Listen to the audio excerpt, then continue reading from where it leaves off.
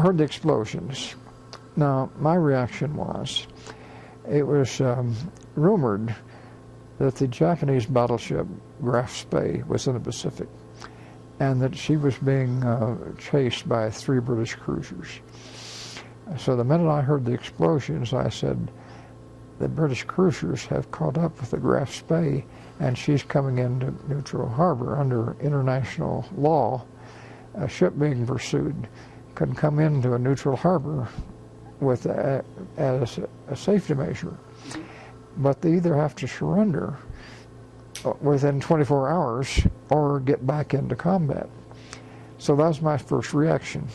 Well, at about that time, an aircraft shell that hadn't gone off exploded in our backyard and drew a crater about 25 feet across.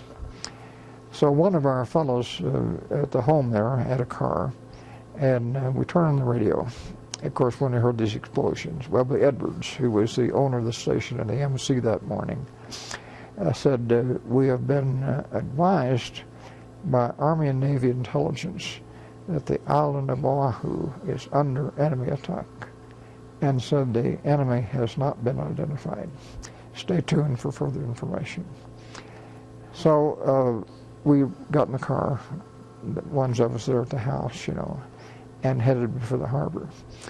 Well, then got a next radio message. It said the enemy has been identified as Japan. All military people returned to bases. We were already on our way.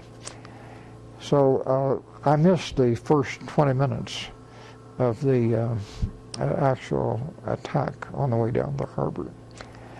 Now, the majority of the damage that was done that morning to the ships was done in the first 11 minutes of the attack.